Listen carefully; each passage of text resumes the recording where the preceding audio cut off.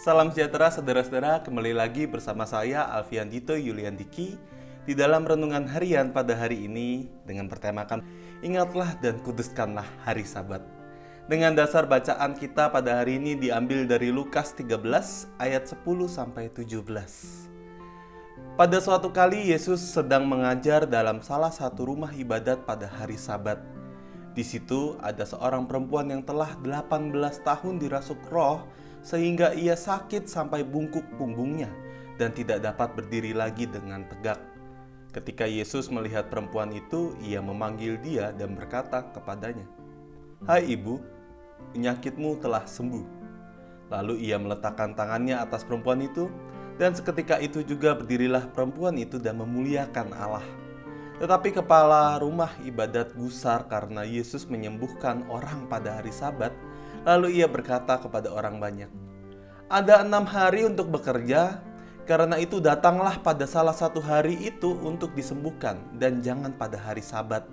Tapi Yesus menjawab dia, katanya, "Hai orang-orang munafik, bukankah setiap orang di antaramu melepaskan lembunya atau keledainya pada hari Sabat dari kandangnya dan membawanya ke tempat minuman? Bukankah perempuan ini yang sudah 18 tahun diikat oleh iblis harus dilepaskan dari ikatannya itu karena ia adalah keturunan Abraham?" Dan waktu ia berkata demikian, semua lawannya merasa malu dan semua orang banyak bersukacita karena segala perkara mulia yang telah dilakukannya. Saudara-saudara, mungkin pertanyaan dasar pada kita pada hari ini adalah, apa itu hari Sabat?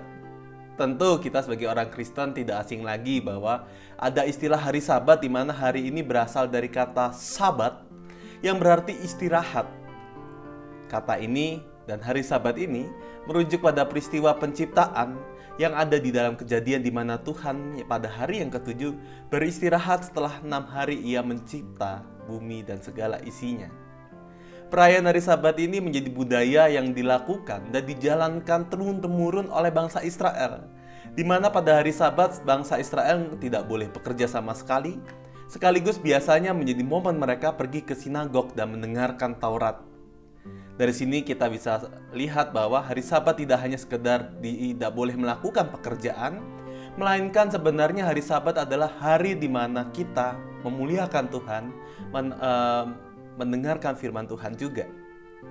Dalam bacaan kita di dalam Lukas 13 ayat 10 sampai 17 justru kita menemukan peristiwa menarik ketika Yesus menyembuhkan seorang perempuan yang kerasukan roh jahat.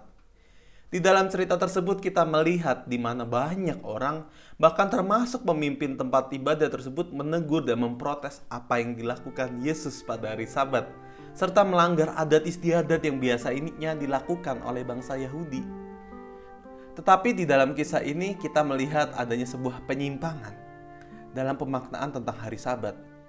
Memang betul di dalam perintah dikatakan, "Ingat dan kuduskanlah hari Sabat." Tetapi di mana sejatinya pemaknaan kudus ini seringkali dihayati hanya sebatas berhenti bekerja. Tetapi sebenarnya ada esensi lain yang dilupakan, di mana kudus juga berarti dihayati dengan memuliakan Tuhan melalui tindakan kita kepada Allah dengan cara menyembah Allah, dan juga tindakan kita kepada sesama kita. Hukum yang telah menjadi adat dan budaya ini menggeser esensi yang ada. Ditambah lagi Yesus sendiri membongkar kemunafikan orang-orang Yahudi yang sejatinya mereka pun juga ternyata masih bekerja untuk mengurus hewan peliharaannya. Ketaatan tersebut merupakan ketaatan yang berada di kulit saja atau nampak luar. Ketaatan tentang hari Sabat dan tidak boleh bekerja, mereka pergi ke sinagog ini hanya tampak di luar, hanya terlihat semu saja. Tetapi lebih parahnya lagi adalah ketika mereka menggunakan hari Sabat sebagai alat legitimasi untuk menutup mata. Alat untuk menolak, menjadi alasan supaya mereka tidak perlu menolong orang lain ataupun berbuat kepada orang lain.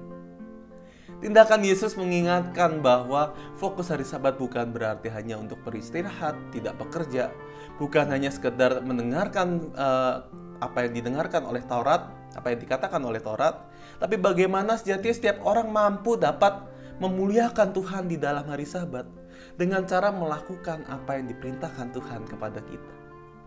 Pertanyaan berikutnya adalah, mengapa hari Sabat yang awalnya hari Sabtu di dalam budaya orang Yahudi, sekarang kita menghayatinya di hari Minggu?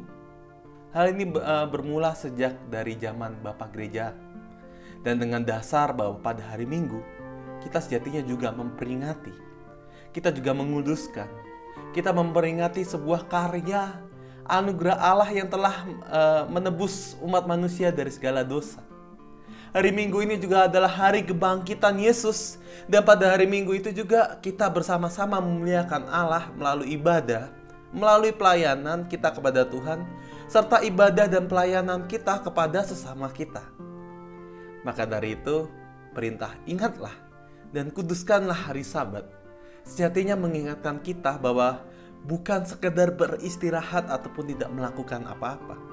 Justru mengingatkan kita untuk mari melakukan sesuatu yang baik, yang sesuai dengan kehendak Allah, guna memuliakan Allah di dalam kehidupan kita dan kepada sesama kita. Sehingga apa yang kita dengarkan, apa yang kita lakukan, apa yang kita peroleh pada saat kita beribadah, dapat kita nyatakan juga di dalam ibadah kita, dalam sehari-hari.